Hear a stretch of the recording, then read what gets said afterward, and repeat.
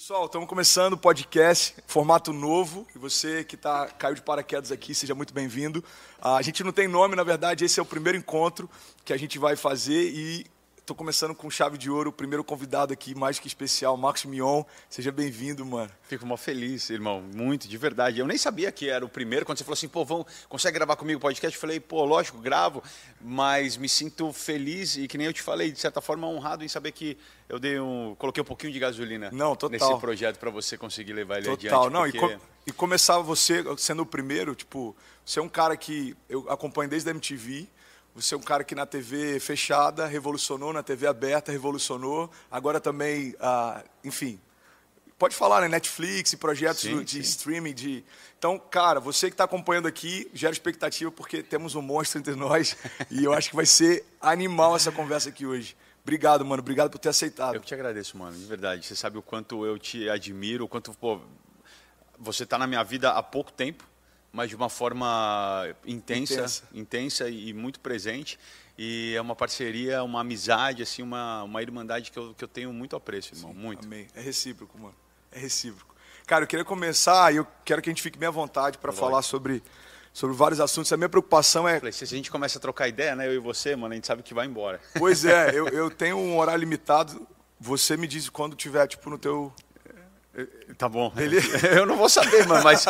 Beleza, vamos marcar meia hora. Produção, me ajuda aí, meia hora, você me dá um toque pra gente poder já ir caminhando. Só não me deixa de um jeito que eu não consiga mais voltar pra casa. Tá. Porque você sabe que nós estamos numa correria monstra aqui, a gente tá fazendo isso presencial, porque eu tô em Miami, mas eu tô voltando pro Brasil agora esses dias. Então, ficamos aqui quase 4 meses, então é uma mudança, né? Sim. Então, minha mulher... Você vai, tudo bem. Pro André, tá bom, mas volta, não me deixa sozinho. Tem 50 mil documentos. A gente está levando o cachorro pro Brasil, tem os filhos, o pudim, né? O pudinzinho e tudo. Pudinzinho, vai conhecer o Brasil. Animal. Mion, é o seguinte, ó, eu queria fugir do óbvio na pauta, mas não tem como falar de você sem falar de paternidade, mano. Tipo, claro. É uma marca muito forte em você. É a tua mensagem. Eu pedi para alguns amigos, mano, contribui com a pauta aí, manda alguma pergunta para o Mion, e todo mundo pediu para falar um pouco sobre paternidade. Isso. Então, eu queria saber o seguinte, o que mudou em você quando você se tornou pai pela primeira vez, assim, teu primeiro filho, o que você já percebeu? Cara, irmão, assim, no momento em que você se torna pai, você tem sentimentos muito fortes, sensações muito fortes, diferentes do que era antes. Você só consegue colocar em palavras e realizar isso depois de muitos anos, de fato, quando você consegue look back, né? Quando você olhar para trás e ver a trajetória. Hoje, eu sou pai há 16 anos, então eu consigo olhar para trás assim claramente. E é importante para as pessoas entenderem um pouco da história do pré-paternidade, assim, porque eu sou um cara que sempre quis ser pai. Legal. Eu tenho essa vontade dentro de mim, uma vontade de cuidar, uma vontade de continuidade, de legado, de ser exemplo e modelo para alguém desde que eu consiga me lembrar, cara, na verdade. Então, pra você ter uma noção, a primeira memória que eu tenho de paternidade foi no meu aniversário de 16 anos. Eu cortei o bolo e eu fiz um pedido que eu fosse pai antes dos 21. Uau. Esse foi meu pedido quando eu cortei meu bolo de aniversário. Animal. Você acha que o cara queria ser pai ou não? Né? 16 anos faz o pedido. 16, velho. 16 anos é a hora que você tá, cara, né? Desbravando o mundo, se conhecendo, ganhando propriedade do seu corpo, da sua independência. Sim. E eu já queria, de certa forma, não ser independente, porque quando você se torna pai, você não é independente, né? Você não é que você depende de alguém, mas é o contrário, você tem alguém que depende de você. Então aquela liberdade de, pô, eu vou viajar, eu vou conhecer o mundo, eu vou fazer todas as loucuras, nunca foi uma coisa que me atraiu e eu nunca fiz, na verdade. Então, eu até brinco, a Suzana ama viajar. Eu falo, você vai conhecer o mundo, depois você me conta como é que foi, que eu fico com as crianças, não tem problema nenhum. Só manda umas fotos e me conta como é que foi. Boa. Porque para mim a grande viagem, o mundo que eu quero viver e conhecer é o mundo que cabe dentro da sala da minha casa, que sou eu e minha família. Esse é o mundo para mim, esse é o universo, esse é o planeta que eu quero conhecer no mínimo detalhe, que eu quero ver todos os lados, que eu quero ter todas as experiências, assim. Os lugares, eu sei que eles são grandiosos, eu sei que eles são maravilhosos, eu sei que eles são inspiradores, assim, e eu respeito muito a Suzana, eu entendo, ela é uma pessoa que precisa dessa arejada de cultura, de lugares novos, assim. Cara, eu não. Por isso que, por exemplo, a pandemia, ter que se trancar em casa, para mim, foi o maior presente. Tirando, obviamente, todo o sofrimento envolvido e tal. Tô bloqueando agora toda a realidade do vírus e focando apenas na questão dentro dentro das suas relações. Dentro da minha dentro casa, focado exatamente nessa questão. Foi o maior presente que eu podia receber e que eu nunca imaginei que eu receberia na minha vida. Porque eu sou um cara que luta constantemente desde que meus filhos nasceram para estar com eles, para estar em casa. De repente alguém fala assim, agora você é obrigado a ficar em casa. Eu falei... Deus! Tirou todo o senso de culpa de parar tudo para ter tempo, né? Obrigado! Então, assim, tá sendo, assim, agora que a vacinação acelerou no Brasil, tudo, a gente está começando a vislumbrar um fim da pandemia, começa a ficar uma sensação de tipo, pô, quem não aproveitou esse momento, que tem filhos e tal, cara, corre para aproveitar esse finalzinho, porque daqui a pouco vai voltar tudo a como era antes, só que eu acredito que de um jeito muito mais acelerado, de uma vontade muito maior, as pessoas ficaram enjauladas muito tempo, então a vontade de desbravar, de ir para fora, tal, não sei o quê, vai ser muito maior. Então quem tem filho adolescente, cara, talvez sinta falta desse momento de estar acordando, passando a tarde, almoçando, dormindo, tudo junto com o seu filho. Então, voltando, cara, eu sempre quis ser pai. Perdi várias namoradas ao longo da minha vida, velho. Por conta disso? Pô, porque dava 2 semanas você já pensou em ter filho? Não, assim, só para me conta. Hein? E como é que é a sua mãe, sua relação com a sua mãe? Assim, tipo, como é que é a sua saúde? Você acha que... Deixa eu ver se você tem um perfil de alguém que... Um mês de namoro, assim, pô, você já pensou em ter filho? As mulheres falam, você é louco, velho, você é maluco, a gente está se conhecendo. Então, eu sempre quis esse momento, até que eu conheci a sua. A Suzana é igual eu, assim, ela vem de uma família estruturada, que pai e mãe vivem juntos até hoje, assim como os meus pais. Então, isso não tem como negar que isso é uma influência grande. Eu queria saber um pouco disso, porque eu nunca perguntei sobre a tua relação com teu pai.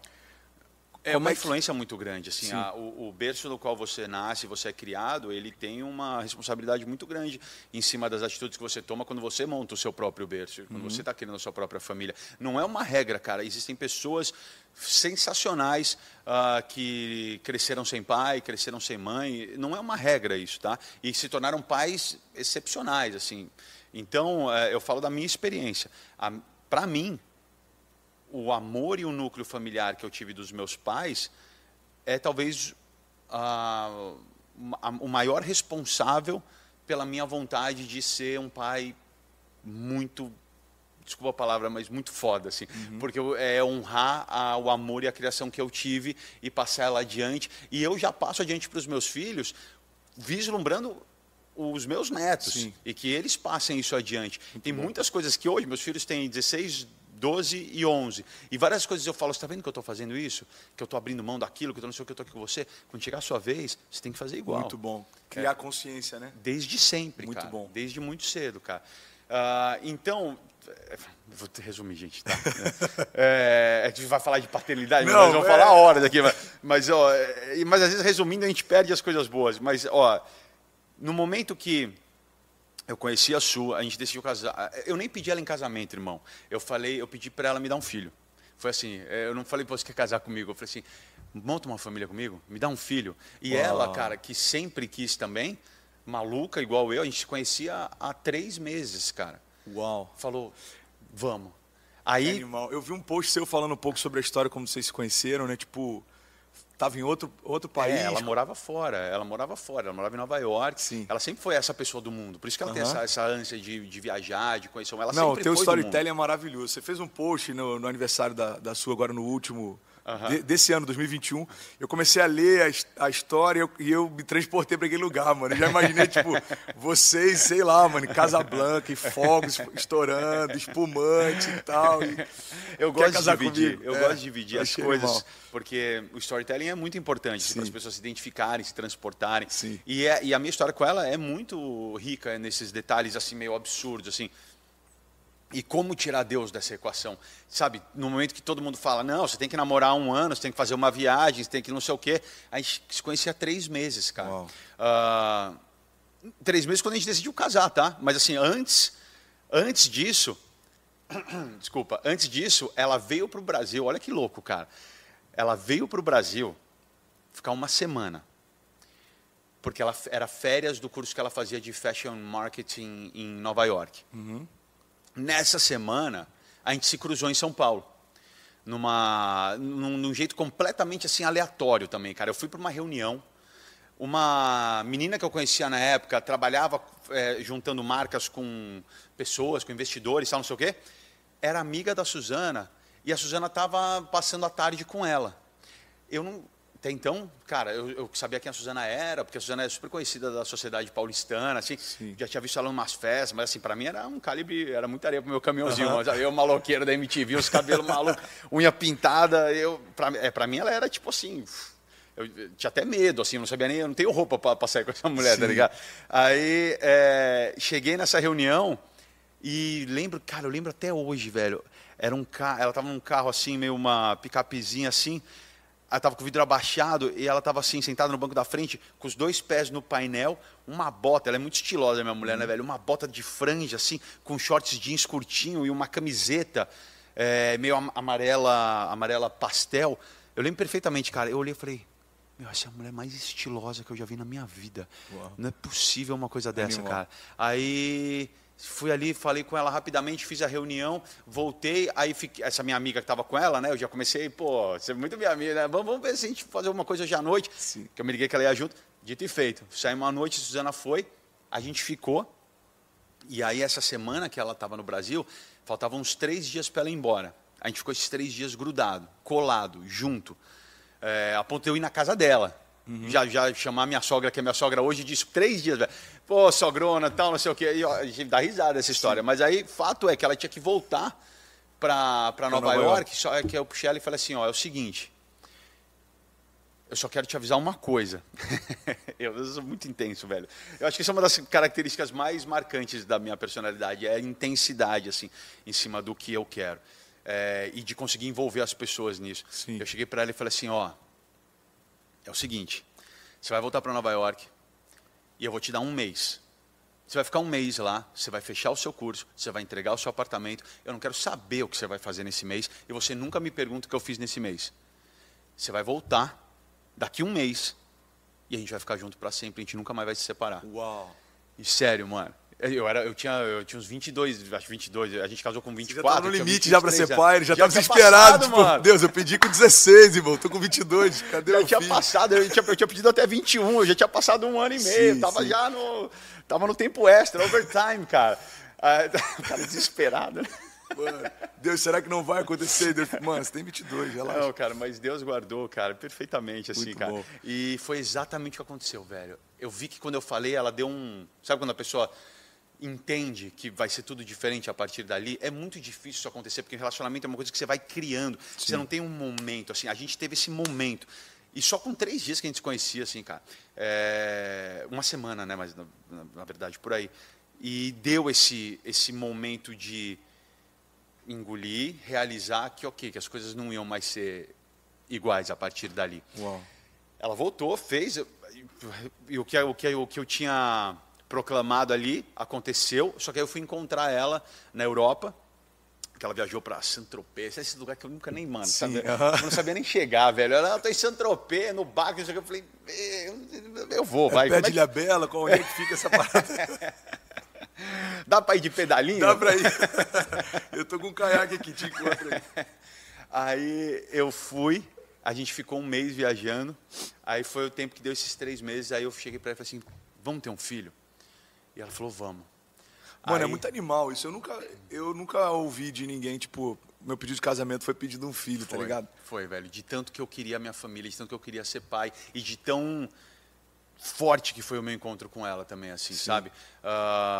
E eu agradeço a Deus, cara, e Deus, assim, sem dúvida nenhuma, porque eu tentei, velho, antes, e não deu certo nessas coisas que as mulheres fugiam, não sei o quê. Eu tinha essa vontade de ter um filho independente da família. Uhum. Isso aconteceu muito, assim. E eu tinha uma cabeça meio aberta em relação a isso. Não importa eu ter o filho, pode ter com uma amiga, a gente cria junto, tal, não sei o quê. Hoje, não prejudicando ou querendo falar mal de quem tem uma relação assim, porque que nem eu falei, velho, não existem regras. Sim. Eu estou falando da minha experiência. A minha experiência de vida hoje é que antes de você ter o filho, você tem que ter a base desse filho, você tem que ter a sua parceira, você tem que ter a pessoa com quem você vai criar essa criança e essa família. Isso é muito importante. E graças a Deus, Deus cuidou para que eu não tivesse dado certo antes. Aconteceu na hora certa, com a pessoa certa. E a partir daquele momento, irmão, respondendo agora diretamente a sua pergunta, eu era um cara muito egocêntrico. E, cara, não tenho vergonha nem problema nenhum de falar isso, porque quando você é moleque, você é jovem, você está lutando dentro de um mercado que você, na verdade, um mercado que está pronto para te cuspir, que tem tudo para não dar certo, que era eu entrando na televisão e correndo atrás dos sonhos que eu queria, você tem que ter essa banca, você tem que acreditar em você. Você tem que saber que você vai vestir uma roupa todo dia, que é uma roupa à prova de qualquer coisa que possa te derrubar. E, muitas vezes, essa roupa ela vem na forma de confiança, de egocentrismo, de você cuidar do seu, focar na sua carreira. Eu era muito preocupado em fazer as coisas darem certo para mim, porque eu sabia onde eu queria chegar, eu tinha todos os meus objetivos já bem claros para mim. E no início da corrida, velho, é aquela hora que os carros todos saem, entendeu? Os carros estão todos saindo ali, aquele um pega para cá, para lá, outro fecha, faz o quê? Depois que a corrida se estabelece, tudo bem. Mas na hora da largada, querendo garantir posição, né? É aquela cotovelada para cá, para lá. E eu estava nessa. Eu queria fazer minha marca, eu queria ser relevante dentro do meu mercado e do meu trabalho. Então, eu não tinha foco para nenhuma outra coisa. Aí muita gente já me fala assim, pô, mas então não era hora de você ter um filho, né? E aí eu falo, não, pelo contrário, cara. Pelo contrário. Eu sou defensor de filho, cara. Eu sou defensor de família, da estrutura familiar sempre, cara. Eu até brinco, eu falo assim, meu filho é que nem pizza, velho. A hora que chega, sempre chega bem, mano. Ninguém reclama, velho. Ninguém reclama, irmão. E é universal, né? Pode ser em qualquer lugar do mundo. Pô, tá ótimo, velho. Sim. Porque eu, de fato, acredito que a responsabilidade da paternidade, e aí eu digo aquele primeiro momento, sabe, irmão? Quando é um bebezinho, assim, um mini ser humano, 100% dependente de você. E a gente sabe que a raça humana é a única raça que nasce completamente helpless, vulnerável ao extremo. Se não tem o cuidado, se não tem o carinho, morre, não sobrevive. Né? Os outros animais, eles meio que já nascem, já saem andando, já começa a comer, já mama, já vai para o mar. O ser humano não faz nada disso. É uma fragilidade, é a maior fragilidade dentro da natureza. Muito bom. E então, esse momento especificamente é o momento que te torna homem. Você pode estar focado no seu trabalho, você pode estar achando que você tem que resolver isso, tem que resolver aquilo antes de ser pai. Só que eu garanto que no momento que você entende essa responsabilidade, todo o resto vai funcionar, porque você vai virar um cara muito mais forte, você vai virar um cara mais focado, você vai virar um cara mais determinado, você vai virar um cara que tem empatia. E aí você vai entender que aquela cotovelada que se dava no começo da corrida, o egocentrismo, ele não vai te levar longe, ele vai te levar numa corrida de 100 metros. Mas ninguém vai chegar no final da corrida dando cotovelada sozinho e sendo egocêntrico. Ninguém.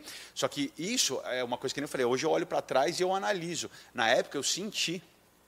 Era o que eu sentia. Eu não sabia pôr em palavras, mas no momento que eu tive o Romeu e a forma que o Romeu nasceu, que não foi um parto tranquilo, eu falo claramente. Assim, eu fui dormir um moleque e acordei um homem. E já tendo que tomar decisões muito sérias relacionadas à vida de outra pessoa e à vida da pessoa que eu mais amo no mundo.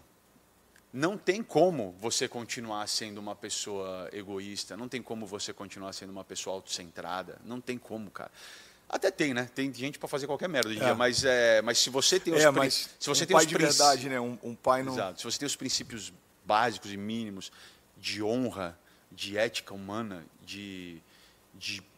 aí eu falando de masculinidade mesmo, sabe? De ser um provedor, de ser um cara que cuida, de ser um cara que sabe o seu lugar, a sua importância, ser um modelo, ser um exemplo e prover e cuidar, não tem como você não mudar naquele momento que você pega aquele bebezinho 100% dependente de você, sua esposa ali do lado, não esposa, enfim, a mãe do seu filho ali naquele momento onde ela fez o dela, cara. Mulheres são leoas, cara. Parto é uma coisa... parto é uma coisa transcendental, assim, uma coisa que une a gente, assim. E, pô, você falou uma coisa que também que blow my mind, cara, quando você falou assim que é o que mais nos aproxima de Deus, Sim. porque fazemos a nossa imagem e semelhança, Sim. a criança e o filho, e é realmente um poder divino de você criar uma vida, cara. Deus nos deu a oportunidade de a gente criar uma vida, só que para nós não depende nada da gente, cara. Sim. Durante a gestação, a gente é um móvel de apoio, cara. A gente está ali só para, se precisar dar uma ajuda, estamos aqui, beleza, quem faz todo o trabalho é a mulher. Então, no momento que nasce, agora deixa eu entrar agora em campo, comigo. cara. Agora deixa comigo, irmão. Agora é minha vez, cara. Agora eu vou cuidar de todo mundo. Inclusive da minha mulher, inclusive da mãe do meu filho, que já fez a parte dela incrivelmente, de uma forma que nós homens nunca conseguiríamos. E cabe a nós honrarmos o poder da mulher sempre, cara. Sempre. O poder do parto é demais, velho. Eu já falei isso várias vezes, assim, se eu pudesse escolher uma coisa para sentir uma vez na vida que seja impossível, é a sensação de gerar uma vida dentro de si. Deve ser Uau, eu achei que você ia louca. falar a sensação da dor do parto. Eu falei, como assim, mano? Gerar uma vida dentro de si, irmão. Cara, imagina isso. Insano. Imagina você sentir que dentro de você tem outro coração, dentro de você tem uma vida sendo feita, cara. Nossa, não é à toa que as mulheres ficam, né, com uma energia, com uma luz, assim, deve ser uma coisa muito forte. Deve ser uma coisa muito Mano, eu forte. acho animal a sensibilidade que você tem pra paternidade, cara. Eu acho inspirador. A palavra certa é essa. Eu queria te fazer um pedido, mano. Se você pudesse deixar uma frase para cada filho seu. Mano, isso é muito difícil. Qual frase? Imagine que você pudesse deixar uma frase como sendo legado para eles. O que você queria deixar para cada um? Meu Deus do céu, isso é muito difícil, cara. Deixa eu ver. Sua vez de me botar numa saia justa agora. Pode ser um conselho, não precisa ser uma frase toda cara, bonitinha, vai, mas um pro conselho. Romeu, não, assim, pro Romeu, eu só agradeceria. Eu só agradeceria, cara. O mundo é um lugar melhor porque ele está aqui. Ele e todos os autistas e todas as pessoas que têm qualquer forma de... que fazem parte de algum espectro, que tem qualquer tipo de diversidade. Cara, se só existisse a cor verde no mundo, o mundo seria um lugar muito sem graça. Sim. O mundo ia ser um lugar limitador, ia ser um lugar opaco, ia ser um lugar sem evolução, ia ser um lugar monótono, ia ser um lugar destinado a nada, a morrer. A diversidade traz todas as cores.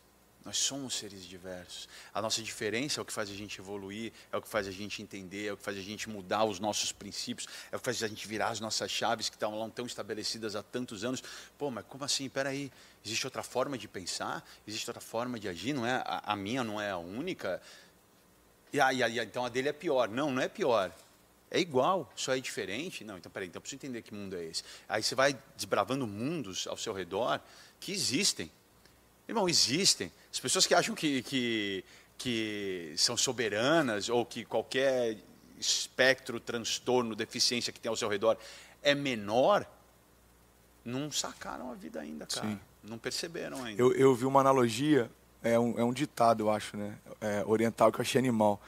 Que eles dizem o seguinte: no final de todo jogo de xadrez, independente se é o peão ou o rei, as peças voltam para a mesma caixinha. Volta tudo para a mesma caixa. E eu falei, mano, é isso. Exatamente. Porque cada um tem as suas características, né? Mas mas estão todos no mesmo tabuleiro. E o jogo só funciona quando estão todos em suas posições, todos dando conta da sua função, cara. Sim. Então, cara, o Romeu agradeceria demais. Eu acho que o mundo é um lugar melhor com ele. E falaria para ele que, cara, ele não tem limitação alguma.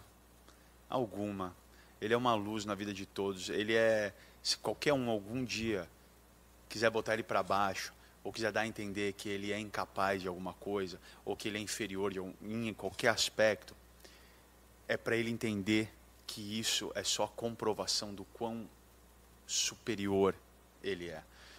Porque, como a gente estava falando, o que é diferente às vezes causa uma certa recusa, causa uma dificuldade de aceitação. E o Romeu é diferente, só que ele é 1000 vezes melhor que nós, irmão. Ele é muito melhor. A gente fala tanto do amor de Cristo, né? E eu não, cara, titubeio em dizer que se tem um amor no mundo que se assemelha ao amor de Cristo, é o amor dos autistas. Uau. Porque é um amor, velho, puro. É puro. É puro, cara. É um amor que sai do coração assim, ó. Ele não pensa, será que eu vou falar isso? Será que vai acontecer aquilo? Será que eu vou me resguardar? Será que eu vou ter vergonha? Será que eu vou ter medo? Será que a outra pessoa vai entender? Ele não está nem aí, cara.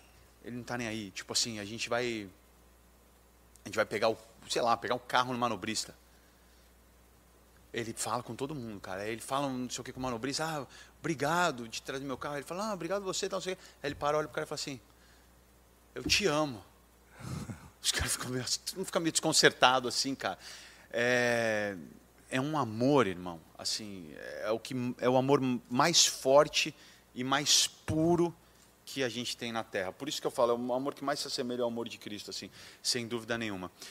Óbvio que tem todas as características do autismo, e uma das características é que os sentimentos são muito intensos. Da mesma forma que ele sente esse amor desmedido... Sem filtro. Acho que talvez sem filtro seja uma boa... Cara, pensa uma fonte assim, sabe, tipo aqueles geyser assim, né, que sai da terra. Pensa uma fonte pura de amor saindo assim. Agora pensa que essa fonte de amor virou uma pessoa.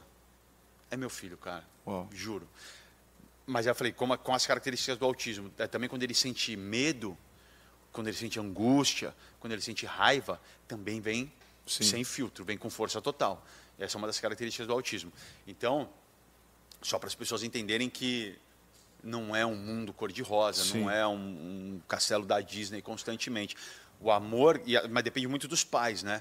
Depende muito da paciência, do carinho, da dedicação que você tem. Então, a gente vive tranquilamente, assim, cara, sei lá, não sei nem quantificar, mas 90%, 85% do tempo com a versão amor, assim. Já passamos épocas que essa versão amor era muito pequena, porque a gente não sabia lidar ainda, a gente também estava aprendendo, não tinha um Marcos Mion para falar sobre autismo de uma forma tão acessível em nenhum lugar. Então, a gente foi aprendendo muito na base do erro e do acerto, né? Então, a gente já tivemos todas as épocas, todos os tipos. Hoje em dia é isso, cara. Então, eu agradeço muito, cara. Eu agradeço o Romeu demais por ter me dado a honra de ser pai dele, por ter me dado a honra de poder conviver com uma pessoa que exige que você seja a sua melhor versão 24 horas por dia, cara. Nunca seria o cara que eu sou. Eu não sei quem eu seria, irmão. Eu acho que eu não seria um babaca, porque eu tenho uma criação muito legal dos meus pais. Sim. Então, eu já sempre tive carinho, sempre fui aberto para o terceiro, sabe, tanto para o terceiro setor quanto para instituições, para todo tipo de você é um idealista, transtorno. né, mano? Sempre você tive. Sempre tem que estar envolvido com algo que... Sempre. Então, eu não seria um babaca, mas eu com certeza não teria realizado e cumprido metade das coisas que eu fiz até hoje se eu não tivesse tido o Romeu. Nossa, não teria nada, velho, nada. Então, muita gente às vezes fala, pô, admiro muito você, admiro muito tudo que você construiu, que você conquistou, não sei o quê. Então, você tem que admirar meu filho, então você tem que admirar os autistas. Então, você tem que abrir a sua porta para o autismo, para a diversidade. Porque se você gosta do meu caminho, e você acha que pode ser um caminho para você, começa a abraçar as pessoas diferentes a você. Muito bom. Uau, muito bom. E pro... Doninha. Isso, vamos lá. Cara, a Doninha, eu falo, pra Doninha, assim, o mundo é seu, cara. O mundo é seu. Ela é unstoppable, cara. É determinada, é empoderada, cara, eu tenho muito orgulho, assim, muito orgulho dela, assim, cara. Ela é a que eu acho que mais se assemelha a mim na questão da determinação, da garra, da vontade, da superação, da autoconsciência, do autorreconhecimento, sabe? Eu chamo ela de advogada desde que ela tem uns 5, 6 anos de idade, porque ela convence todo mundo a fazer tudo o que ela quer, cara. Então, eu falo para ela, eu falo assim, ela vai fazer o que ela quiser no mundo, cara. Na vida, o que ela quiser, ela vai conseguir, eu não tenho dúvida. E a única coisa que eu falo para ela que eu falo sempre, eu falo assim, vai. Na hora que ela nasceu,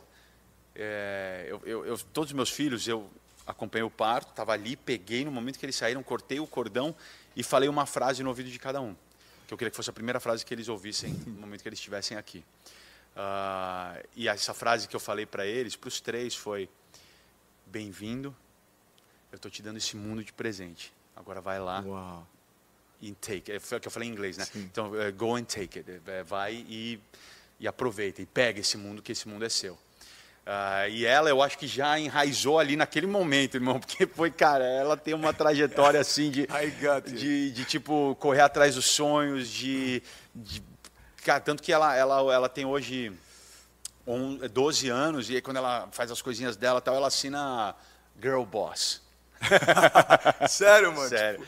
Sério, quando você fala assim, pô, o que você quer fazer? Ela fala assim, eu quero ser atriz, por uma influência minha, né? Eu quero ser atriz ou CEO de uma mega empresa, assim. Uau, então, ou seja, eu falei, ela já tá no tá caminho. encaminhada, irmão. Sim. Ela tá encaminhada. E eu deixei esse livro, o Pai de Menina, que está aqui na mesa, para ela, que é um livro que ela me motivou a escrever 100% da minha relação com ela. E é isso, cara. Eu tenho muito, muito orgulho dela. E o que eu falo para ela, fazer uma frase, é a mesma frase que eu falei para ela quando ela nasceu, cara. E que ela vai poder fazer o que ela quiser, cara.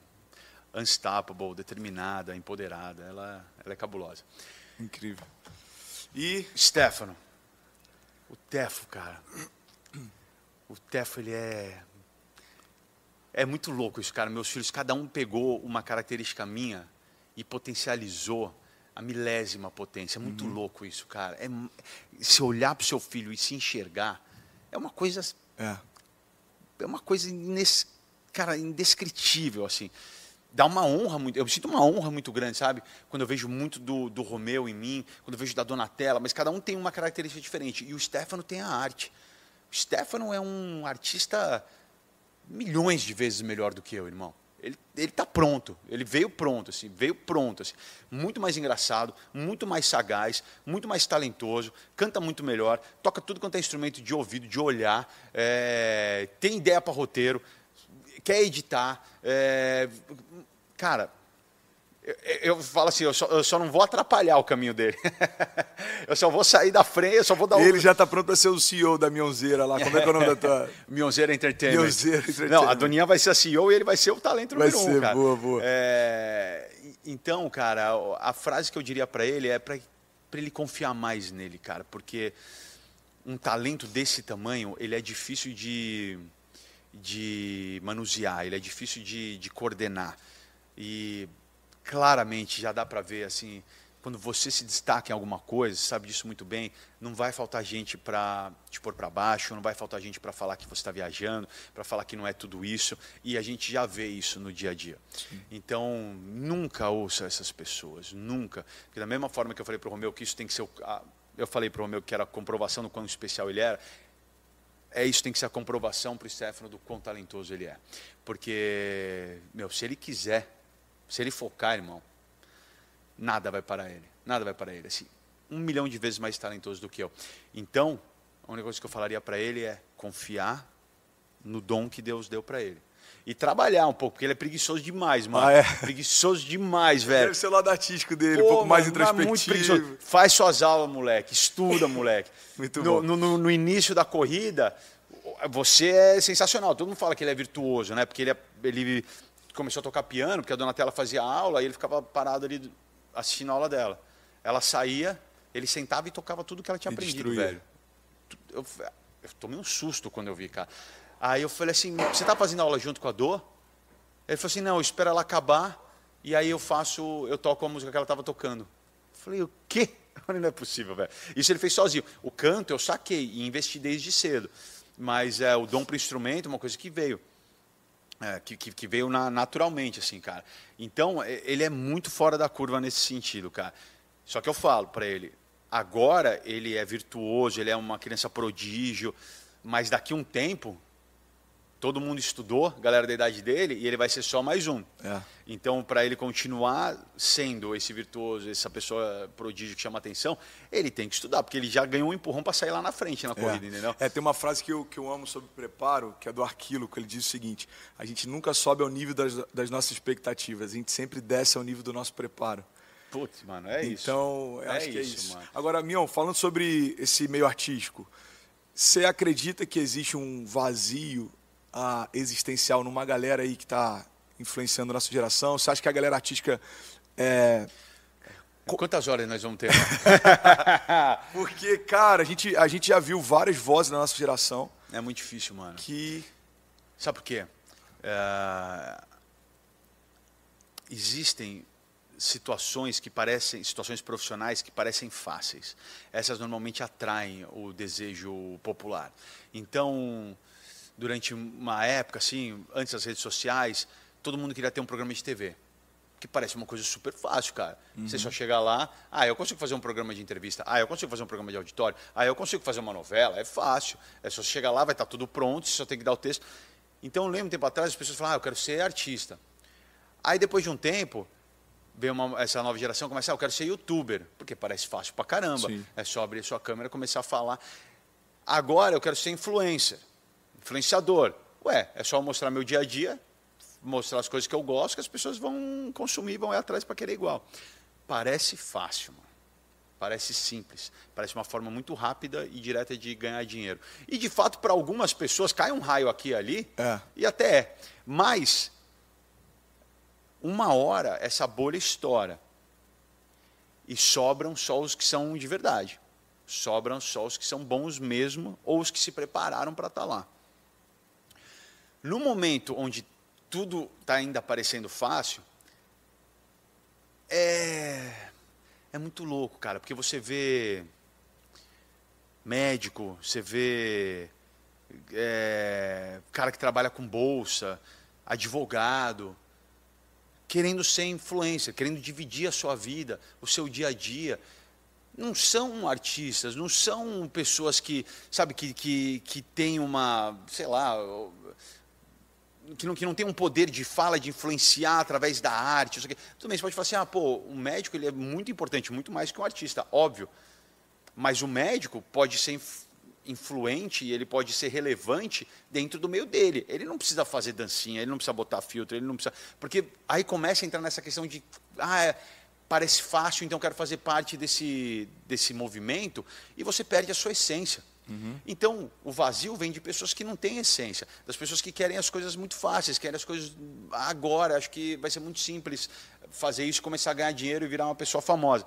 E não é, cara. Você pega o YouTube hoje, que já passou a bolha, estourou, quantos Whindersson Nunes tem, cara? Tinha uma época que tinha 300. Por dia, né? Todos os dias 300 novos Whindersson. Então, aí uma hora a bolha estoura. Agora a gente está nessa bolha do influenciador. Mas uma coisa que eu falo, cara, não é para... Eu não quero tirar o sonho de ninguém. Eu só quero que as pessoas façam da forma correta.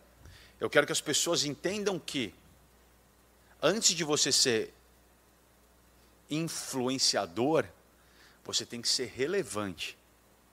Você só vai conseguir influenciar alguém se você tiver relevância. Muito bom. E você só vai ter relevância se você for de verdade. Se você for verdadeiro com quem você é, com seus princípios, com o que você acredita. E aí que entra toda a questão das pessoas que não são e querem ser, querem vestir uma capa, querem vestir uma máscara diferente para ganhar like, ser movido através do like, ser movido através disso. E, na verdade, não são relevantes no que fazem, ou perdem a sua relevância, como os casos que eu falei, sem excelentes profissionais em várias áreas, que perdem a relevância por um oba-oba de querer ganhar like. E aí perde a essência. Fica raso, fica feio, fica desnecessário. Então, o caminho é simples. Seja verdadeiro com o que você posta, com o que você fala, tem que ser de acordo com a sua vida. Não adianta você pintar um quadro que é colorido demais, que é bonito demais, não adianta, ninguém mais compra isso. Tem que ser de verdade. No momento que é de verdade, você pode se tornar relevante para as pessoas ao seu redor, para as pessoas que pensam como você, que vivem a sua vida, que não a sua vida, mas que vivem o mesmo meio que você, têm os mesmos gostos e tal. Depois que você se tornar relevante, aí sim, você de fato pode ser um influenciador. As pessoas querem chegar direto na vaga do influenciador. E o exercício para saber quem é que chegou lá é muito simples. Se amanhã acabassem todas as redes sociais, quem que ainda ia chegar em você? Uau, muito bom. Quem? Chegaria a quem? Muito bom. Está escrevendo livro, quem está palestrando, quem está com poder de voz num palco, quem tem os verdadeiros artistas, os artífices da arte, teatro, cinema, televisão. Essas são as pessoas que continuariam chegando, que chegavam na época da revista, né? Na época que sempre chegavam até você. Nem existe mais revista, mesmo tirando a revista. A partir de agora, se amanhã não tivesse mais nenhuma rede social, você ia ouvir de quem ainda? Essas são as pessoas de verdade. Esses são os influenciadores. Uau, muito bom. Muito bom, mano. Eu acho que você acha que é uma bolha ou a gente nem viu ainda o que isso vai dar? Porque o YouTube veio, aí depois veio o Instagram, TikTok. Eu tenho a impressão de que a gente nem viu ainda, mano. Eu o acho ápice. Também. Não, acho que não. E me preocupa porque a gente vê no meio dessa galera, geração TikTok, vamos botar entre aspas, né? Eu tô vendo as crianças querendo ser tão parecidas o tempo inteiro com quem elas têm como referência, que eu acho que uma das coisas que mais está sendo sabotada é a identidade, como você falou, né? Muito. Então tá todo mundo querendo ser igual a todo mundo Por isso que meus filhos não têm rede social, porque eu não quero que eles sejam criados pelo algoritmo. Porque senão você perde, você entrega a função de criar o seu filho para um algoritmo. E não você como pai, ali determinando, incentivando ele para o que é legal, para o que faz sentido para você como pai. E o algoritmo é uma máquina feroz, cara. É uma máquina feroz. Então tem que tomar muito cuidado. E sim, eu acredito que a gente nem viu ainda onde essa história vai parar. Com certeza não. Mas tem uma coisa, cara, que é importante. No momento que a gente disseminou o poder de comunicação de grandes empresas, emissoras, para o indivíduo, para o individual, onde qualquer um pode abrir uma câmera e começar a transmitir, a gente abriu, na verdade, uma caixa de Pandora. Assim. E eu faço uma comparação muito simples e direta. E que tem a ver com o que você falou, das pessoas que estão perdendo identidade, pessoas rasas, etc. Quando você tem que criar uma coisa na televisão, e aí eu nem falo hoje em dia, para não parecer, porque hoje em dia, obviamente, eu tenho uma estrutura muito grande, mas na época da MTV, quando eu fazia os piores clipes do mundo, nada mais cara, do que o YouTube antes do YouTube. Abria uma câmera, eu botava um clipe, uma imagem. Bom, hoje em dia tem o tal do React, que é uma coisa que bomba. Felipe Neto tem milhões de visualizações fazendo React. Ele mesmo fala, meu, isso aqui, quem me ensinou a fazer foi o Mion, nos piores clipes do mundo. Virou React depois, mas foi um insight que eu tive um dia brincando com os meus amigos e eu comecei a fazer na TV. Só que tinha o diretor, tinha o editor, tinha a direção artística da emissora para dar ok, tinha o departamento comercial para dar ok, e aí então o negócio ia para o ar. Ou seja, você passa por uma série de aprovações em cima do que você faz, que nada mais, essas aprovações nada mais são do que formas de fortalecer o seu conteúdo, formas de fortalecer a sua criatividade. Um moleque que abre a câmera no quarto, fala o que quer e sobe direto, sem uma opinião, sem alguém para dar um crivo, cara, é raso. Além de muitas vezes poder ser agressivo, poder ser bem errado. Então, tem uma diferença muito grande entre quem teve acesso à máquina de comunicação no momento da disseminação, para quem tem acesso à máquina de comunicação dentro das empresas, conglomerados, estruturas sólidas. Porque, eu dou um exemplo do Legendários, um pouco depois, na Record. Eu tinha um diretor, que é meu irmão, cara, eu passei a amar esse cara, de tanto problema e trabalho que ele me deu, cara. Porque foi uma época que eu pedi um diretor, porque eu comecei o programa, eu era o apresentador, o diretor, o roteiro, era tudo. E foi bem quando o Stefano nasceu. E o primeiro ano de vida do Stefano, cara, se eu dei 2 banhos nele, foi muito, cara. Porque eu estava tentando imprimir e consolidar o Legendários. É uma culpa que eu levo para sempre, essa não vai ter como apagar. Até o dia que eu falei, não aguento mais, eu estou me perdendo de mim, eu estou quebrando, crumbling, eu estou quebrando, eu preciso de um diretor, porque eu preciso ficar com meu filho. E aí colocaram o Cezinha. E o Cezinha era um cara que a primeira coisa que ele falou para mim foi: eu não entendo nada de humor. E era um programa muito baseado em humor.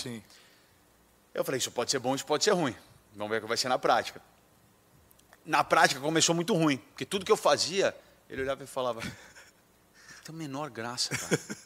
Eu achava ele ousado e corajoso pra caramba. Como esse cara fala assim comigo? Sabe aquele bom? Como é que esse cara fala assim comigo, cara? E aí eu entendi que eu tinha que aceitar o que ele estava falando, eu pedi o diretor, e eu senti que tinha alguma coisa ali. Sim. Porque eu sempre tive a noção, e é raro disso acontecer, é raro acontecer, mas é muito importante você manter próximo alguém que discorda de você, alguém que coloca em dúvida, te desafia, que te provoca, que coloca em dúvida o seu talento, que é tão enaltecido por todo mundo. É muito importante isso. E aí eu ficava louco, cara. Aí juntava de novo os redatores. Esse cara não entendi nada, não entendi nada, pô, não entendi nada. Falei, mas vamos fazer de novo, cara. Muda essa piada, muda isso aqui, vamos não sei o quê, vamos criar. Blá, blá. E fazia até ele rir. E aí eu entendi, velho, que se ele estava rindo, se eu colocasse no ar, quer dizer que todo mundo ia rir, cara. Sim. Porque eu e os redatores, os malucos, rindo, ele, que não gostava de humor e não tinha experiência, rindo. Pô, agora tem um produto que pode falar com a massa, pode falar com todo mundo. Pode não ser, para alguns, a melhor piada do mundo, mas foi ok, passou. Ao invés de ser só uma coisa que causa estranhamento. Sim. Então, esse processo muito bom. Me amadureceu demais. Eu estou vivendo isso aqui na América, por exemplo.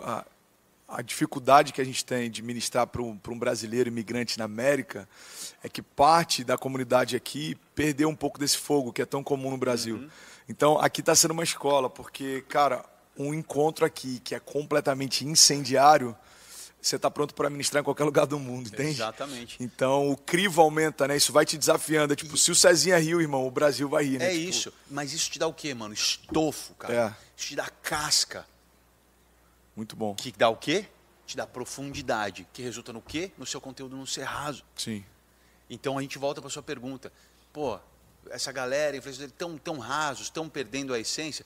Estão, porque muitas vezes eles só querem surfar na onda e não querem fazer o trabalho, entendeu?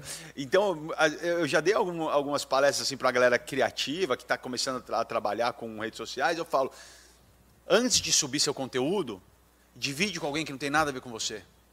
Mostra para sua avó, mostra para sua mãe, mostra para um tio, mostra para mostra para outra pessoa e pede para ele dar opinião. Não sobe direto. Pode ter certeza, cara, que seja qual for o feedback que vier, por mais que seja difícil ouvir, porque às vezes é muito difícil ouvir um feedback negativo, né?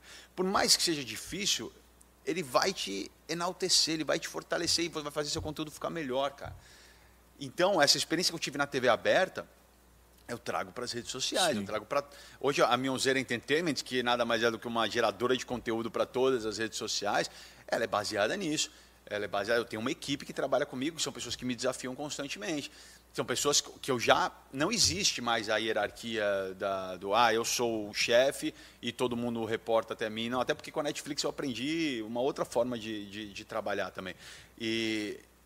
Então, essas pessoas constantemente me questionam. E eu quero que elas me questionem.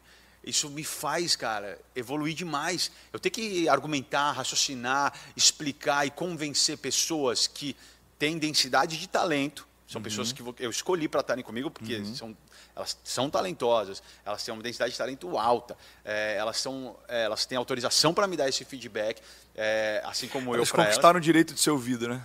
Total. É então, isso, eles conquistaram. Então eu não posso, de forma alguma, não querer que essas pessoas falem. Elas têm que falar.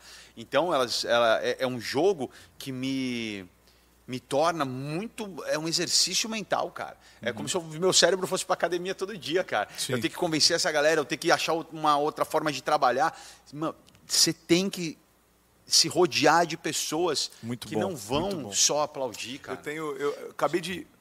Só para terminar, isso é em todas as circunstâncias. Sim. Se você é um moleque fazendo um conteúdo, se você é uma menina querendo fazer uma coisa de maquiagem, coisa de compras, grava o vídeo e não pega só a opinião do editor.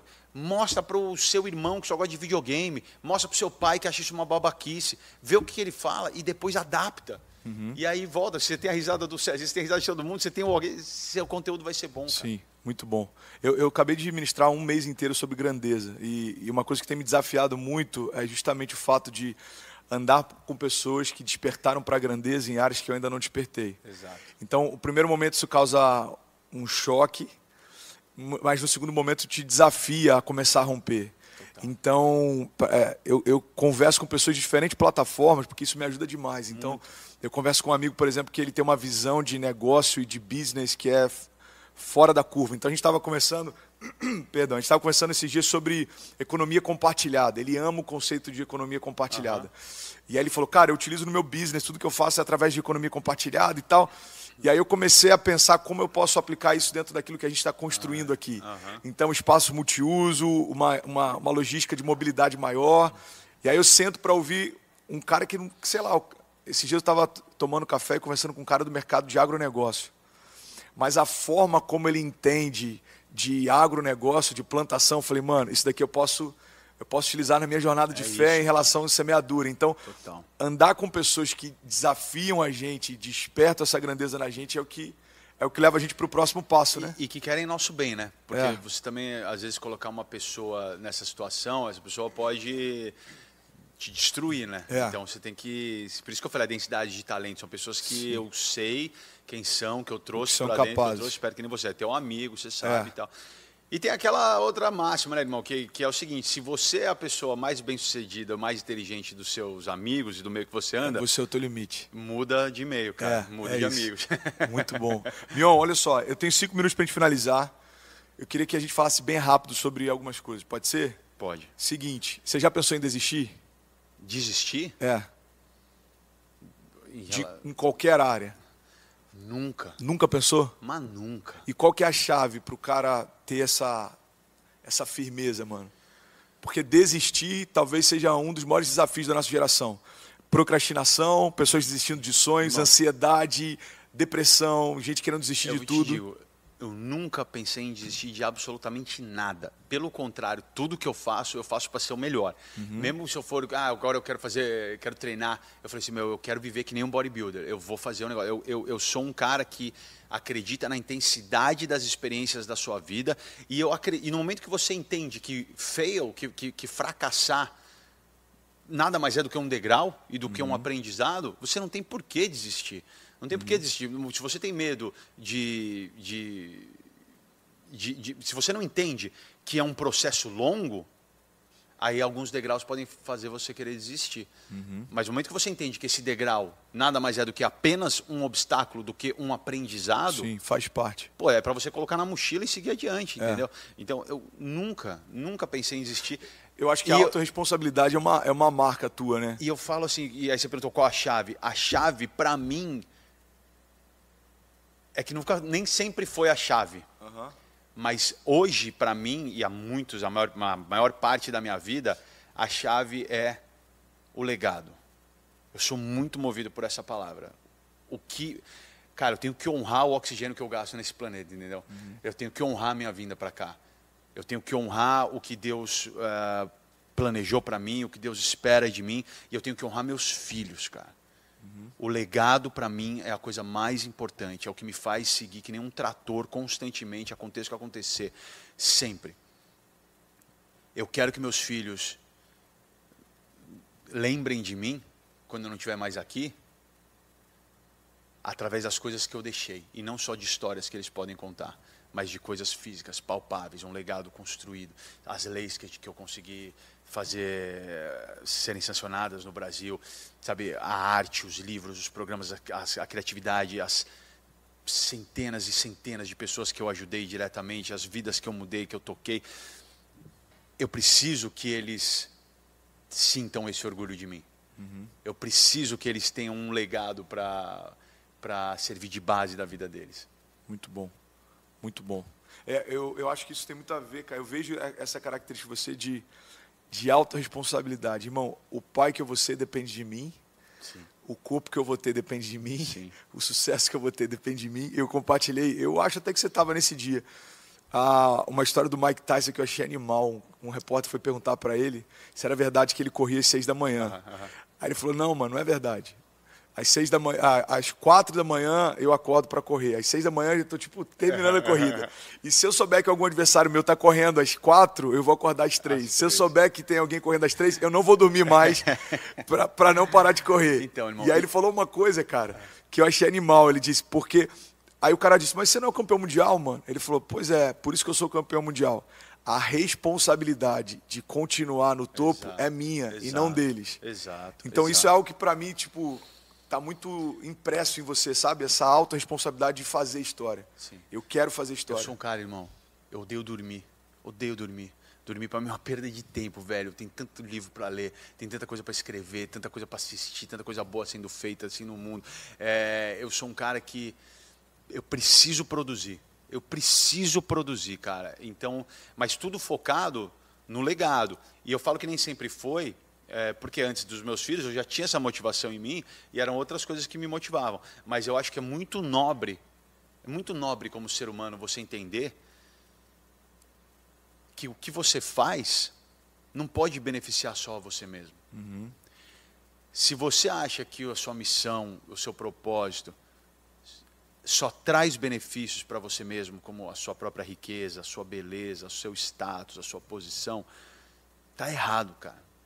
Essa pessoa não entendeu ainda a missão dela, não entendeu ainda o propósito dela. Porque definitivamente um propósito e uma missão, eles fazem sentido e eles te dão aquela sensação de pertencimento. Sabe, aquela sensação de honrar a vida, porque você está fazendo algo que te beneficia, óbvio. Te dá prazer. Faz parte do que você está aqui para fazer. Mas beneficia outra pessoa. Beneficia o próximo. Você. Muito bom. Mais, igual ou mais do que você. Então, deixar esse legado para os meus filhos, servir de exemplo para eles. Eu não quero nunca que meus filhos tenham a remota imagem colada no cerebelo deles de me ver desistir de alguma coisa. Nunca, de jeito nenhum, cara. Ter filho é uma coisa, velho. Assim, te dá um senso de vitória, um senso de responsabilidade, assim, muito grande, assim, cara. Eu quero ser sempre o melhor que eu posso ser por eles, cara. Uhum. Por eles. Muito sempre. bom. Mion, para finalizar, relação com Deus. Sempre existiu? Teve alguma experiência que... Não, sempre existiu. Eu sou católico, criado pelas minhas avós, assim, então aprendi a rezar desde pequenininho. Eu lembro eu pequenininho rezando com a minha avó, assim, criancinha, mesmo sem entender direito o que era aquilo, assim. Naquela época a gente não tinha acesso a formas de encontrar Deus ou encontrar a palavra como a gente tem hoje, como que você faz, por exemplo. Era só ali a igreja tradicional católica, apostólica, romana, que não é um lugar que você consegue, de fato, cativar um jovem. Uhum. Eu sei que a igreja está mudando muito para isso, eles me convidam muito constantemente para ir trabalhar com eles, para tentar mudar isso, porque realmente não é a mesma coisa. A gente entra aqui, na sua igreja, a gente vê você ministrando, a gente consegue ver o jovem, uma multidão sendo arrematada. Na missa tradicional católica, isso não acontece, assim, isso não acontece. Mas então, aí eu tive essa criação. E, irmão, eu sempre fui um cara muito... Eu vou contar, tá? Brevemente, assim, eu prometo que eu vou ser rápido. Que são perguntas que, cara... Não, por mim a gente ficava o dia todo aqui, eu só estou preocupado com o teu horário. Senão o assunto libera para a próxima, para a segunda edição. Tem que entender que, assim, minha mãe é psicanalista. Minha mãe é presidente da Sociedade Brasileira de Psicanálise. Então, eu sou um cara que... eu li todos os livros na idade que eu tinha que ler. Desde Apanhador do Campo de Centeio com 14 anos. A idade que os livros mudam a sua cabeça e mudam quem você é, a sua perspectiva de self, de mundo. Tem idade que esses livros encaixam e viram chaves, né? Minha mãe me dava esses livros constantemente. Então, a ideia da igreja que me foi apresentada, ela ruiu rapidamente. Uhum. Porque no momento que você começa a ler, a estudar, e você começa a entender algumas coisas que o homem colocou em cima da igreja católica, a gente sabe que... Bom, aqui a gente estava falando ontem, né? Jesus é demais, o que estraga é o fã-clube, né? Quando os homens começaram a se apropriar das leis, apropriar da palavra, a grande maioria usou em benefício próprio, a grande maioria usou para ludibriar pessoas, a grande maioria usou para abusar de pessoas. Isso eu estou falando ao longo da história, tá? Estou indo lá para trás, tá? Sim. Ao longo das gerações. Ao longo das gerações, estou séculos e séculos atrás. Quando essas histórias começaram a chegar até mim, tem muito como compactuar com isso, entendeu? Então, durante um bom tempo na minha vida, eu quis ser dono da minha própria religião. Então eu falava que a minha religião era a luz na escuridão, era o que me trazia paz, era o que me trazia conforto. Eu perdi um irmão muito cedo e eu tive que me resguardar, não me resguardar, não, tive que me apoiar na religião, eu tive que apoiar em algo maior para eu não Sucumbir. Não sucumbir, é exatamente essa palavra que eu queria, para eu não sucumbir. Então, eu tive momentos onde eu me senti perto, anote o que eu estou falando, perto da religião. E depois eu via coisas com quais eu não concordava, eu achava que a religião tinha que estar dentro de mim. Eu não entendia porque que eu tinha que estar em um lugar para rezar, por acaso Deus só vai me ouvir se eu estiver na igreja, não vai ouvir se eu estiver no meu quarto, se eu estiver em algum momento. Então eu passei ao longo da minha vida, isso estou falando quando eu era adolescente, tá? Todos os questionamentos e dúvidas. E aí eu era muito aquele cara que fazia o sinal da cruz quando o avião levantava voo e esquecia de fazer quando o avião pousava. Então isso resume muito o que era a minha relação. Era a hora que eu precisava, Deus, pelo amor de Deus, e só. That's it. E era só isso. Não tinha a gratidão, não tinha um reconhecimento. Mas eu atribuo isso ao estudo mundial de obras das mais diversas, que sim, muitas vezes questionam Deus, questionam a religião, questionam a nossa essência, o que a gente está fazendo aqui e tal. O que é muito bom, na verdade. É muito bom, cara. É muito bom você poder conseguir buscar essas informações, essas inspirações dos lugares mais variados. Por quê? Porque quando você encontra a sua estrada, ela é sólida. Quando você encontra o seu caminho, ele é intocável. Você já sabe o que tem na direita, você já sabe o que tem na esquerda. E aí, como é que isso aconteceu? A Suzana, cara, eu devo a Suzana 100%, assim, totalmente. Ela a família dela, a mãe dela sempre foi muito fervorosa, muito dedicada. Ela era, mas quando a gente casou, ela conta assim, eu era um cara que ia na missa uma vez por mês. Depois eu ia na missa nas datas especiais, Natal e Páscoa. E aí veio o câncer. A Suzana teve câncer de mama muito precoce, ela tinha acabado de fazer 40 anos, e ali foi o momento da chave virando. Por quê? Irmão, eu seria muito hipócrita se eu negasse a presença de Deus. Eu ia simplesmente ser um mentiroso, hipócrita, não ia valer o ar que eu respiro, irmão. A gente tinha acesso aos melhores hospitais, os melhores médicos, os melhores procedimentos. Mas todo dia, a gente ia lá, eu estava com ela todos os dias, né, irmão? Todos. Eu larguei tudo e eu fiquei com ela todos os dias. Em todos os dias de qualquer exame, de qualquer consulta, da radioterapia, da cirurgia, de tudo, mano. Eu estava 100% do tempo do lado dela.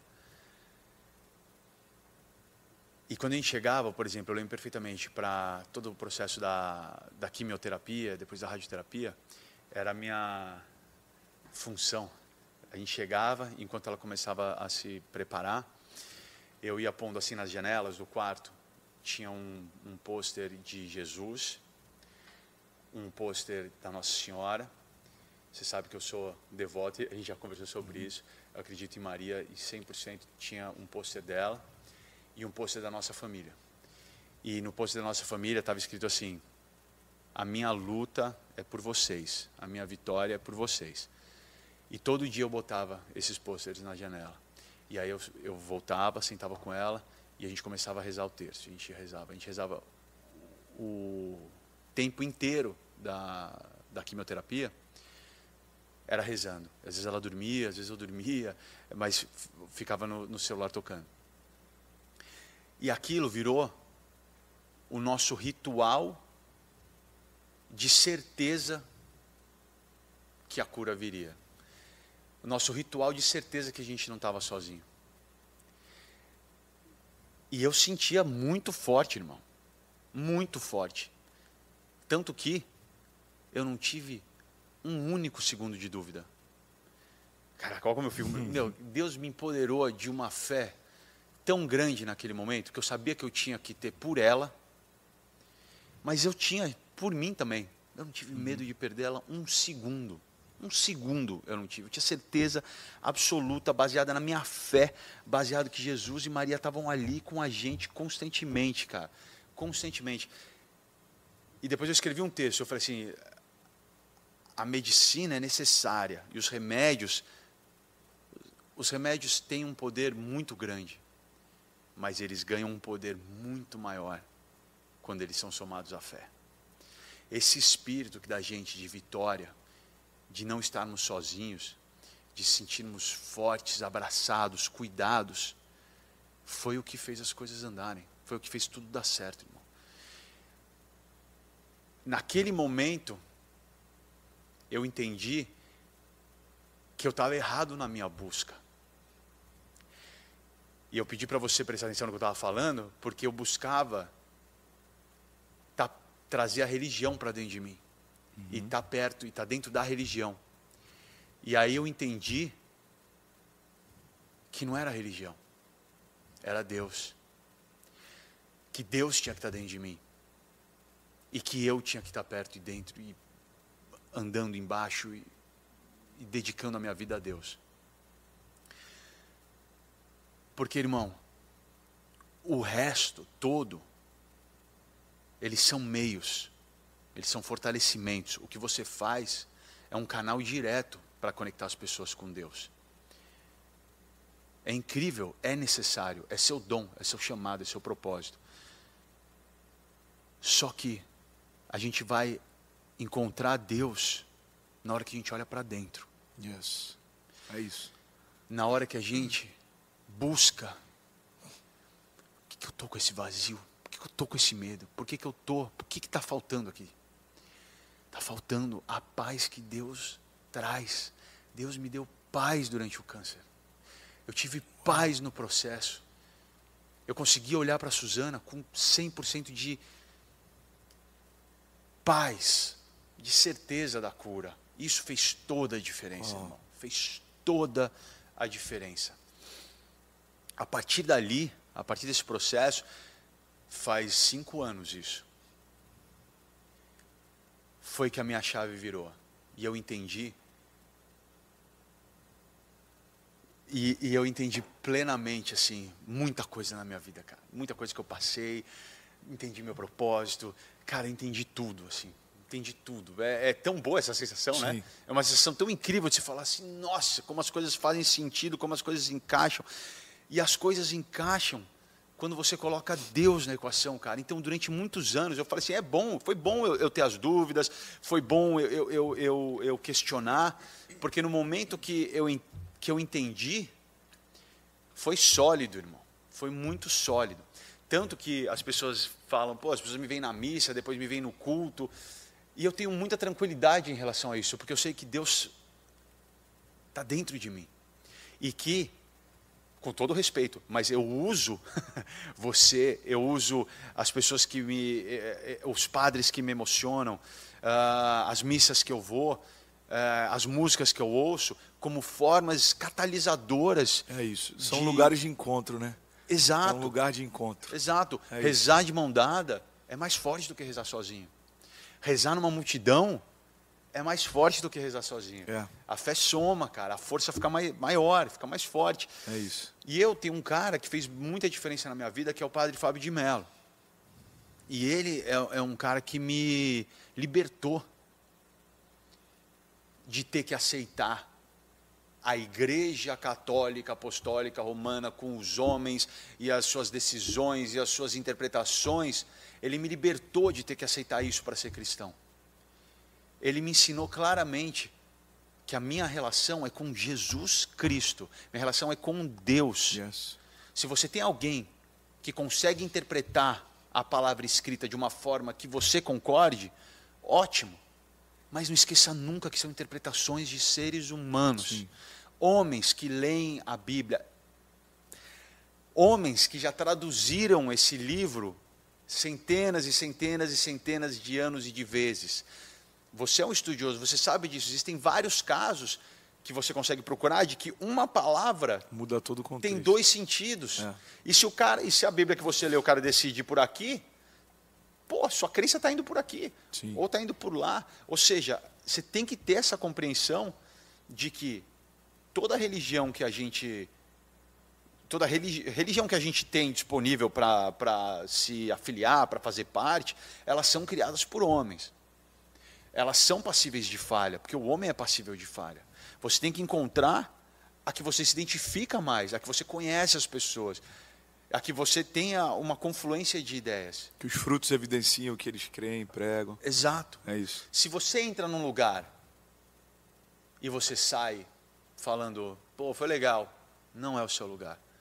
Se você entra num lugar e você sente o Espírito Santo descendo, mas você chora, você arrepia, você sente seu pé saindo do chão, esse é o seu lugar. Esse é o seu lugar. É ali que você vai ter uma força catalisadora parecida com o Deus que você tem dentro de você, parecida com a sua crença de Deus, e aí você tem que se juntar, aí você tem que usufruir, que nem eu falei assim, com todo o respeito, mas usar dessas pessoas para você conseguir fazer o seu contato com Deus. Então, depois dali, eu fui um cara que eu passei a ir à missa todos os dias. Então, eu fui no cara que ia uma vez por mês, para um cara que ia em datas especiais, para um cara que passou a ir todos os dias. Eu comecei a estudar a Bíblia, eu comecei a me dedicar de uma forma que eu nunca tinha me dedicado a entender. E assim, irmão, eram coisas assim de todo dia, velho. Eu tá lendo, ou eu tá pensando e eu começar a chorar, cara. Chorar, lágrimas que você não consegue segurar, assim. Lágrimas que cara, lavam o seu rosto como uma forma de alívio, cara. De carinho, de você entender. E aí muita gente fala, que aqui, obviamente, as pessoas sabem disso. Mas quando eu estou falando em lugares públicos, muitas vezes eu falo assim, ei, Deus existe, cara. Jesus Cristo existiu. Você está perdendo tempo. Você está achando que é não sei o quê, a história. Você está perdendo tempo, mano. Porque sabe o que vai acontecer? Quando você morrer, você vai chegar lá e falar assim, nossa, velho. It's true. Perdi todo o tempo. A gente estava falando sobre o tempo de preparo, né? Sim. Outro dia. Pô, podia ter me preparado tanto mais para esse momento, velho. Perdi, joguei tudo fora. Cara, se prepara para esse momento, vive isso. Então, Deus, cara, para mim é paz. Ele é paz. Ele me dá a paz. Por exemplo, você está numa escuridão. Você está numa escuridão, você não pode ficar parado, você tem que andar. O que faz você dar um passo na escuridão é a sua fé. Que você acredita que Deus vai colocar um chão ali para você pisar. Essa paz de conseguir ter a fé para dar esse passo é o que move minha vida. Uau. Todas as coisas, as pessoas falam, pô, mas como é que você faz? Você faz que nem agora, essa mudança toda profissional na minha vida, eu fui para a Netflix, sabe, completamente diferente do que eu estou acostumado a fazer, do que eu construí minha carreira. Tenho muita fé, cara. Tenho muita fé. Eu tenho certeza. Assim, tem uma coisa que eu ouço tanta gente, que eu não sei se foi você que falou, eu não tenho certeza absoluta, mas me marcou muito, que foi assim, que quando é o plano de Deus, as coisas fluem muito fácil, assim. As coisas, você não precisa lutar, batalhar, fazer força, insistir. Sabe, você tem que saber a diferença de insistir. É isso. Com persistir. Você falou isso, não foi? A diferença entre insistência e persistência. Isso me marcou muito. Persistência é quando você tem uma visão e você vai até isso acontecer. Exato. Insistência é quando você está tentando, fazendo força e não vai. Não vai. Então, cara, a gente tem o nosso livre-arbítrio. Quando você entende o jogo, velho, quando você começa a tirar da conta de Deus, coisa que muita gente coloca, e você entende o jogo, e você entende que você é parte desse jogo, nós somos parte desse jogo, é figurativo isso que eu estou falando, óbvio, mas a gente tem o livre-arbítrio, sabe, não é culpa de Deus tudo que acontece, sabe, cara, eu não consigo acreditar, por exemplo, no que falam assim, Deus, qualquer folha que cai, é da vontade de Deus. Não é assim, cara. Não é assim. Bom, a gente vai entrar numa conversa gigantesca agora, né, irmão? Mas assim, para resumir, eu acho que a gente tem que entender o nosso papel, entender o que a gente tem que fazer, o que Deus quer da gente. E é louco, porque a gente está jogando um jogo sem manual de instrução, né? É sem manual de instrução. Se a gente soubesse... Não, se ele mostrasse todo o processo até chegar na promessa, muita gente não ia querer nem entrar, né? Então, isso não é? vai se desvendando. Agora, sobre o que você falou da vontade de Deus, a soberania de Deus, ela funciona de duas formas. A vontade ativa e a vontade passiva, ou permissiva. Ou seja, ou Deus está fazendo, ou Deus está permitindo que aconteça. Sim. Isso, mas sim. É isso. Uma palavra dele muda o jogo. É isso. Então, cara, onde é que está Deus na África? A pergunta de Deus é: eu fiz vocês. Onde é que estão vocês no meio do que está acontecendo na África? Exato. Então, mas então isso. O permitir, às vezes faz parte. Que a gente tem que fazer. Total, ele permite uma coisa ruim acontecer, uma coisa que te quebra, porque faz parte. Porque faz parte. Aí, por exemplo, ele permite que aconteça, mas o que você vai fazer com aquilo não dá para botar na conta de Deus. Entendeu? Isso. Não dá. Ele deu o plano para a gente. Aí você tem que decidir o que você vai fazer. É isso. E uma coisa eu te falo de experiência própria. Se você aceita que você está dentro do jogo de Deus, é mais fácil você tomar a decisão certa. Sim. Porque você entende que mesmo que aquilo estrague a sua vida, te coloque numa tristeza profunda, mesmo que ele continua sendo Deus. Sim. Ele continua sendo misericordioso, enchendo a nossa vida de graça, cara, expelindo os nossos pecados. Ele continua sendo Deus. Não dá para virar as costas, não dá para virar a cara. Muito bom. Muito bom. Bom, enfim, mano, quantas horas a gente vai fazer um segundo encontro para falar mais sobre Deus. Agora, o que eu queria...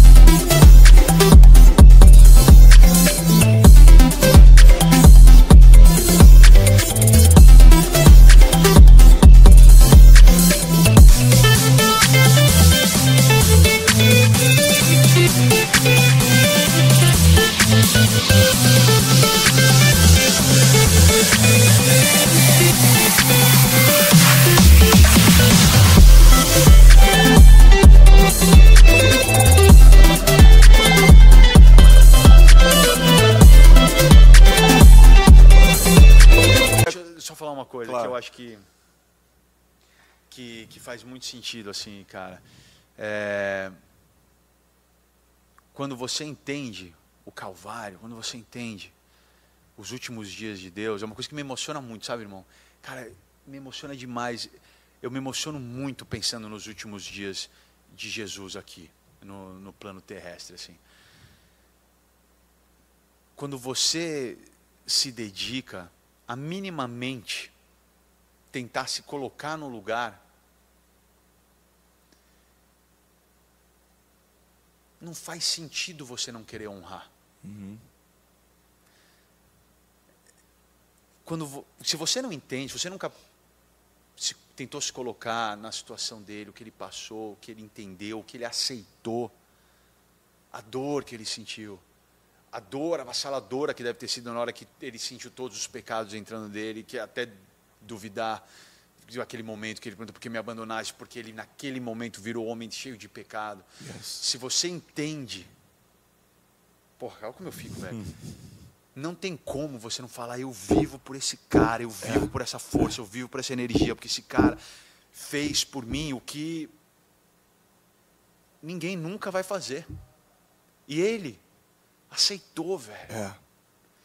Olha como eu fico, mano. É muito, sabe? Não, é muito forte, velho. É não muito tem como forte. você negar, não tem como você perder tempo, porra, não tem como você não falar, você é meu Deus, eu estou aqui, eu vou servir, eu vou seguir suas palavras, seu caminho, o máximo que eu puder, me perdoe toda a minha humanidade que vai me fazer errar, me fazer cometer pecado, perdoa, mas eu vou sempre ter o foco de tentar honrar o que você fez por nós, o que você sofreu por nós. Muito bom. Cara, e como o nosso assunto foi todo costurado com paternidade, dentro disso que você falou, que eu acho isso muito forte. A gente vê o tempo inteiro Jesus chamando Deus de Pai. Sim. Pai, Pai, Pai. Sim. Mas quando ele recebe o pecado, ele chama Deus de Deus. Pô. Deus meu, por que me desamparaste? Porque quando o pecado entra no filho, o filho se torna pecado. Exato. E agora todos os pecadores podem ser chamados de filho. Cara, esse é o maior milagre lindo, que o Evangelho propõe, lindo, cara. E o aí, único Filho de Deus se fez homem. E ele pode morrer, né? Aí. É isso. Para que todos os homens possam ser feitos filhos de Deus. É isso, cara. Essa mano. é a mensagem. Esse momento, para mim, é o momento mais bonito, forte, poderoso de toda a história de Jesus na Terra, cara. É esse momento onde ele recebe os pecados, vira homem. Eu nunca tinha feito essa analogia, essa sacada que você teve agora, que é a única hora que ele não chama de pai, chama de Deus. Porque o cálice, só para finalizar, mas isso aqui explodiu minha mente. O cálice, que ele fala, Pai, se possível for, afasta de mim esse cálice, não é a dor da cruz. Porque outros homens enfrentaram dores. Os discípulos, quando foram crucificados, me crucifica de cabeça para baixo, eu não quero ser crucificado como mestre. Alguns foram decapitados, ou seja, Jesus não estava com temor da dor física. Mas ele sabia que quando ele tomasse aquele cálice, toda a condenação, todo o pecado, toda a ira, cara, isso é muito forte. Pela primeira vez na história, desde a eternidade passada, ele e o Pai não iam mais ser um. Então, em Gênesis, olha isso, cara, em Gênesis. E é um filho. Façamos pai, né? então, tá lá, o Pai, o Filho e o Espírito Santo. Desde o princípio, João diz que no princípio ele era o verbo estava com Deus, o verbo era Deus e todas as coisas foram feitas por meio dele. Então ele está na criação, ele está no Gênesis, ele está quando as estrelas foram geradas, ele está quando Adão é gerado, quando Adão peca, Jesus está lá. Ele é aquela serpente dourada levantada no deserto, ele é prefigurado em vários momentos do Antigo Testamento, ele está presente em vários momentos, mas ele sabe, quando eu tomar esse cálice pela primeira vez na história, eu e você, a gente não vai mais ser um. Meu Deus. Então, se possível for, me afasta da dor da separação. Cara, Jesus, a única coisa que ele temeu foi a dor da separação. Mas, todavia, seja feita a tua vontade, não a minha. Isso, cara. Isso é muito forte. Isso é uma lição tão grande pra gente, né, cara? Isso é uma lição tão grande pra gente. Que, assim, eu tento pensar, eu penso, converso com Deus todos os dias, todos os momentos. Isso é uma coisa que você me incentivou muito também. As conversas diárias, né? Os milagrezinhos infantis, assim, né? As coisas do dia a dia. Mas esses conceitos, eles são aplicáveis, assim, no nosso dia a dia, cara. Sim. Muito, muito forte. Se você já fez a sua vontade, se puder, se não puder, eu aceito. Se puder ser um pouquinho diferente, mas se não der. Mas então, a gente tem que aplicar isso no nosso dia a dia. É muito forte isso, cara. Mion, é muito forte, irmão. Mano, foi animal. Obrigado, de verdade. Pode contar obrigado. Comigo, sabe o que eu achei mais incrível de tudo que a gente falou? O desafio do teu filho e o câncer da tua esposa. De tudo que você falou, foram os teus dois maiores catalisadores da tua história. Então você adquiriu, cara, a graça de transformar a dor em combustível. Exatamente. E quando a gente aprende a lidar com essa arte de transformar a dor em combustível, irmão, cada novo levante do inferno se torna um novo convite de Deus para a gente viver milagres, irmão. Então, cara, continua sendo essa mensagem e eu tenho certeza que tem alguém que está ouvindo, que tá vendo, que vai pegar e vai falar, quer saber? É a crise que eu estou vivendo.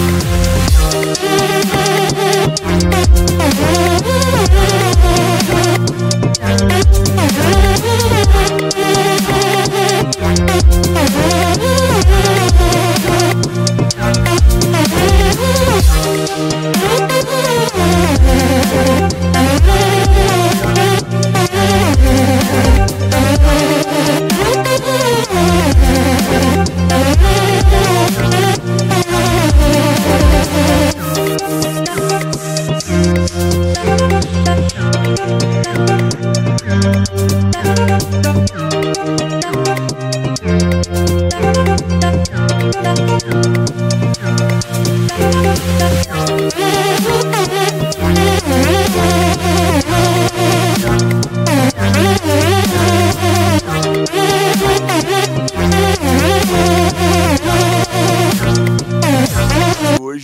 acredito que Deus pode mudar a minha história. Eu quero essa paz que excede todo entendimento. Sim, é isso que você falou. E são realmente, tem outros, assim, na verdade, muito forte, mas isso é uma coisa que chama a atenção muito das pessoas, assim, de como eu sempre falo em presentes que Deus me deu, eu sempre falo em degraus, instintivamente, nunca falei em tragédia, nunca falei sabe, coisas, nunca encarei de uma forma negativa. E eu, cara, tem uma coisa que resume muito a minha vida, que são os as. Os as, que é aceita, adapta, aprende, avança. Uau. E agradece. Uau, muito bom. Isso daqui é a minha filosofia de vida, velho. Muito Um dia eu bom. vou escrever esse livro ainda. Muito Eu bom. preciso escrever esse livro. Por favor. Porque inconsciente foi o que eu fiz todas as vezes que eu me deparei com um degrau ou com um presente que Deus colocou na minha vida. Sim. E eu consegui... Faz pouquíssimo tempo isso, cara. Pouco tempo atrás, conversando com essa galera que me desafia. Você tem que fazer um TED Talking sobre isso. Mano. Essa galera que vive comigo, minutos. minha equipe que me desafia, Muito começaram a tentar entender como é que é a mente do Mion, como é que você funciona na prática nesses momentos onde todo mundo não, a maioria das pessoas perdem o chão, mas você encara como um presente. Uhum. E aí eu pensei nisso. São esses 5 As Muito bom. que inconscientemente eu já fazia desde sempre, cara. Muito bom. Eu vou fazer esse TED Talk se eu escrever esse livro. Por favor, mano, 15 minutos, em qualquer lugar, Singapura, São Paulo, Nova York. Faz um TED Talk, faz o livro e a gente agradece. Irmão, tamo junto. Obrigado, irmão, sempre tá? Conta comigo. Você Amém. sabe, cara, que nem eu falei, você é um cara que faz parte da minha vida há pouco tempo, mas de uma forma muito intensa e que eu quero para sempre. Amo você, amo sua Amém, vida, amo irmão. seu dom. Cara, o que você faz aqui é sensacional. Independente se for aqui, onde for. É aquilo que eu falei, independente de onde for, irmão, você ama Deus de uma forma que eu amo ver e que fala diretamente comigo. Amém, amém. E não só, mas assim, o dia a dia, as coisas como você pensa, com a sua família, tudo. Você sabe que você tem um cara aqui que, além de te oferecer admiração, te oferece amizade também. Amém, mano. É recíproco. Tudo que você falou. Te amo, mano. Obrigado, junto, tá? mano. Tamo junto. Irmão. Então é isso. Marcos Mion, senhoras e senhores.